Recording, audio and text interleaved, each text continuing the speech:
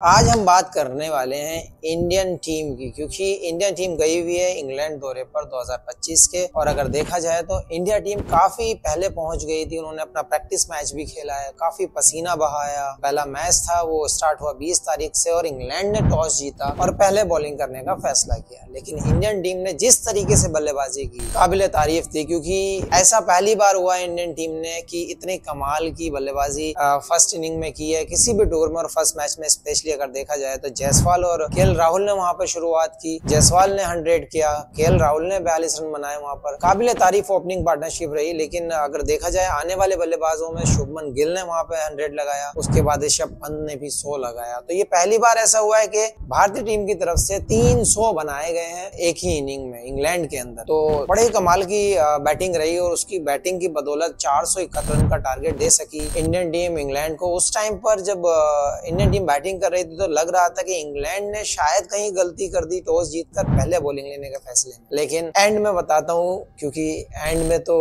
England match जीता है, उनका फैसला सही रहा। लेकिन जो इनिंग्स बाय इनिंग जब मैच चला बड़ा ही रोमांचक रहा।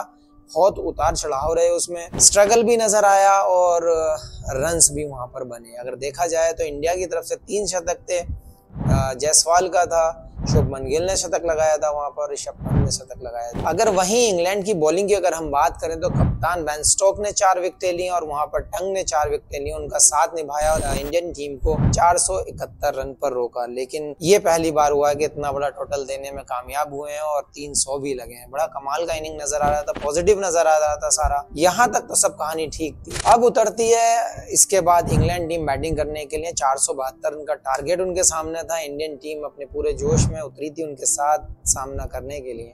अगर देखा जाए तो इंग्लैंड ने भी एक डिसेंट स्टार्ट किया था और वहां पे भी कुछ पॉजिटिव नजर आए, कुछ फेलियर्स नजर आए। अगर देखा जाए तो ऑली पॉप ने वहां पे 100 लगाया और ब्रुक ने 99 किया। एक 62 और एक 40 रन की पार्टनरशिप और आई उनके साथ में। लेकिन अगर हम इंडियन टीम की बॉलिंग की अगर हम बात करें तो इंडियन टीम की बॉलिंग बड़ी खासी अच्छी रही थी। वहां पर डिफेंड कर पाई थी उस टोटल को। 6 रन की लीड मिली थी फर्स्ट इनिंग में, जहां पर बुमराह ने जो एक बार बुमराह फिर से सबसे आगे सबसे पहले नजर आए। बुमराह हमेशा से अपना स्किल दिखाते आए हैं, अपना कैलिबर दिखाते आए हैं, लोहा मनवाते आए हैं। एक बार फिर पहले ही मैच की पहले इनिंग में उन्होंने 5 विकेट ली, उनका साथ निभाया प्रसिद्ध कृष्णा ने। मुझे लगता है कि अगर बॉलिंग की अगर हम बात करें तो यहाँ पे वो फुल पैकेज नजर नहीं आया इंडियन टीम का जो नजर आना चाहिए था। और बुमराह का साथ देने के लिए जो मैं मानता हूँ इंडियन बॉलिंग लाइनअप को, वो बुमराह को वो साथ नहीं मिला। लेकिन मुझे लगता है अगर साथ मिलता तो शायद थोड़ी सी लीड और ज्यादा होती वहां पर। 6 रन की लीड के साथ इंडिया दोबारा से बैटिंग करने के लिए जब उतरी तो शुरुआत कुछ अच्छी नहीं रही, क्योंकि पिछली इनिंग में जायसवाल ने 100 बनाया था, यहाँ पर जल्दी आउट हुए।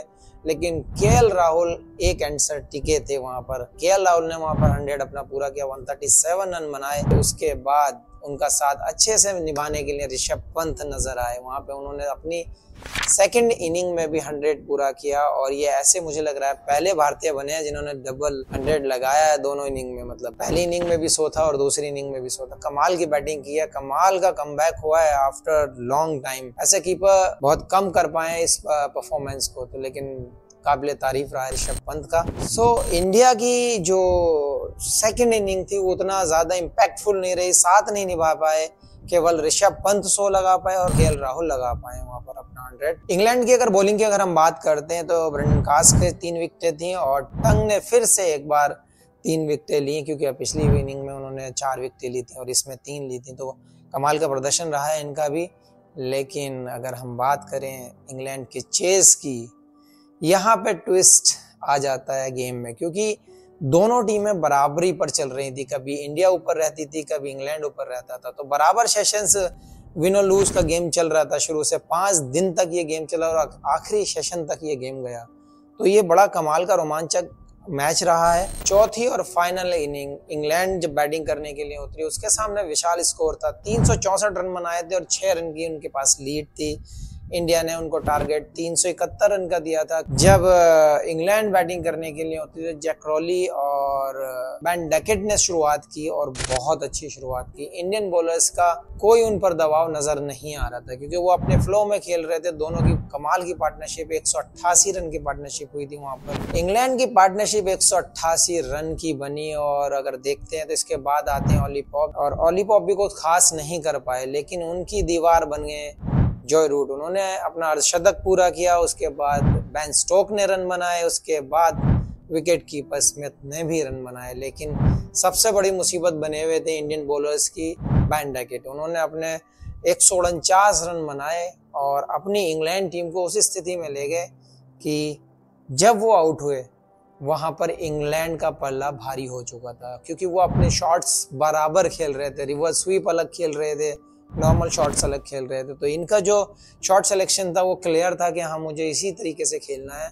और आखिरकार उस तरीके की बैटिंग से अपनी टीम को जीत की तरफ लेकर गए। वो जब वो आउट हुए तो लास्ट में स्मिथ ने अपना काम दिखाया। लेकिन अगर हम इंडियन बॉलिंग की अगर हम बात करें तो यहाँ पर इंडियन बॉलिंग कोई खास प्रभाव नहीं डाल पाई। अगर हम देखते हैं इंडियन बॉलिंग लाइनअप को तो वो इस बार जसप्रीत बुमराह को कोई विकेट नहीं मिला। अगर हम उम्मीद करते हैं तो बाकी फास्ट बॉलर्स को कुछ ना कुछ करना चाहिए था, कुछ ना कुछ होना चाहिए था, अलग कुछ ट्राई करना चाहिए था, लेकिन हमारे फास्ट बॉलर्स थोड़ा महंगे साबित हुए, जिसके कारण वो रिजल्ट उनके फेवर में चला गया। शायद बॉलिंग थोड़ा सा और बेटर हो सकती थी तो और बेटर कर सकते थे, तो हम इस मैच को एटलीस्ट ड्रा कर सकते थे। ड्रॉ अगर हो जाता तो भी हमारे लिए बेटर था, लेकिन इंग्लैंड ने वो 5 विकेट से उस मैच को जीत लिया। विकेटों का कोई मसला था नहीं यहाँ पे, टाइम एकदम लास्ट स्टेज में था, लास्ट सेशन का लास्ट आवर चल रहा था, तब इंग्लैंड ने मैच अपने पाले में किया, अपनी जीत दर्ज की और 1-0 से उस लीड को अपने पाले में कर लिया। अगर देखा जाए तो इंग्लैंड 1-0 से आगे है यहाँ पर, लेकिन हमें बहुत सारी चीज़ों पर ध्यान देना पड़ेगा अगर ओवरऑल अगर हम देखते हैं तो, क्योंकि कुछ पॉजिटिव्स भी हैं और कुछ ऐसे हैं जहाँ पर हमें काम करना पड़ेगा। जैसे इस मैच में फील्डिंग साइड की अगर हम बात करें तो काफ़ी सारे कैचेस छूटे हैं वहाँ पर, जिस पे हमें ध्यान देना होगा, क्योंकि इस स्टेज में इस लेवल पे आप उतना मिस फील्ड या कैच ड्रॉप नहीं कर सकते जिससे मैच जा सकते हैं, और मैच गया भी हमारा।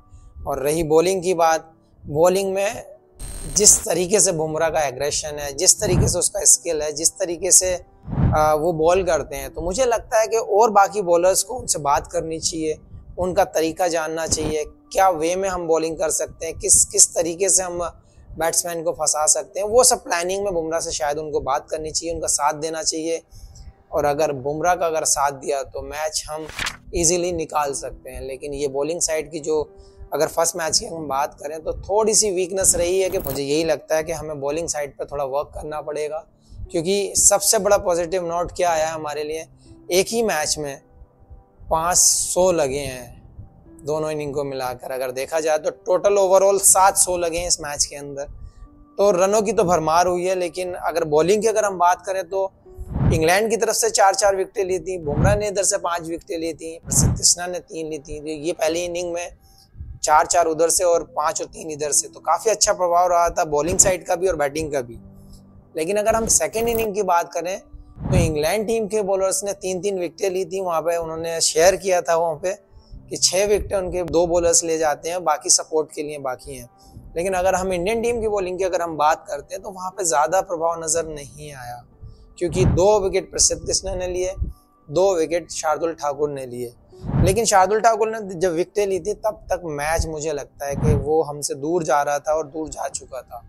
लेकिन यहाँ पे जो समस्या बन रही है, हमेशा समस्या बनती है बैटिंग को लेकर। इंग्लैंड में बैटिंग करना मुश्किल है सब कहते हैं, लेकिन यहाँ पे पॉजिटिव नजर आया है कि हमारी बैटिंग सही फ्लो में चल रही है। हमें जो सोचना है फील्डिंग और बॉलिंग साइड का ज़्यादा सोचना है, बुमराह का साथ देना होगा, क्योंकि नई बॉल से विकेटें निकालना बहुत ज़रूरी है टेस्ट मैच में। स्पेशली जब आप नई बॉल से विकेटें निकालते हैं तो उतनी ही मजबूती से आपकी टीम खड़ी होती है। तो बहुत ज़रूरी है कि बुमराह का कोई साथ दे, क्योंकि लास्ट मैच जो हम 1-0 से लीड हमारी पीछे हुई है, जो इंग्लैंड ने हमसे लीड ली है, वो केवल इसी बदौलत ली है कि हम एज ए बॉलिंग साइड बहुत ही इजी रन कह लो आप, या ऐसा हम बोल सकते हैं कि हमने बहुत सारे रन दिए हैं। वो ऑप्शंस में हमें फाइंड आउट करना पड़ेगा कि बॉलिंग साइड को स्ट्रॉन्ग कैसे किया जाए और किस लाइन और लेंथ पे हम लोगों को बॉलिंग की जाए। तो ये प्लानिंग बहुत ज़रूरी है अगर इंग्लैंड सीरीज़ जीतनी है तो। अभी काफ़ी टाइम पड़ा है सीरीज़ में, 4 मैच बचे हैं और 4 मैच में अब भी बहुत दम है कि आप अपनी सीरीज़ अपने कब्जे में कर सकते हैं। लेकिन सबसे बड़ा पॉइंट वही रहेगा कि आप बॉलिंग कैसे करते हैं। तो आपको बुमराह के साथ नई बॉल में आपको विकेटें निकालनी पड़ेंगी, प्लस जो हमारे स्पिनर्स हैं और जो हमारे अदर बॉलर्स हैं, आपको एक प्लेटफॉर्म पे आके प्लान करना पड़ेगा, एकजुट होके बॉलिंग यूनिट को टारगेट करना पड़ेगा कि हाँ मैं इस बैट्समैन को हम इस तरीके से हम टारगेट करेंगे। तो बहुत ज़रूरी है पूरी बॉलिंग यूनिट पे, मैं एक इंसान को नहीं कह रहा, मुझे लगता है एज ए बॉलिंग यूनिट आपको प्लान करना चाहिए और बेटर प्लान कर सकते हैं जिससे कि हम मैच जीत सकते हैं। So good luck Indian team.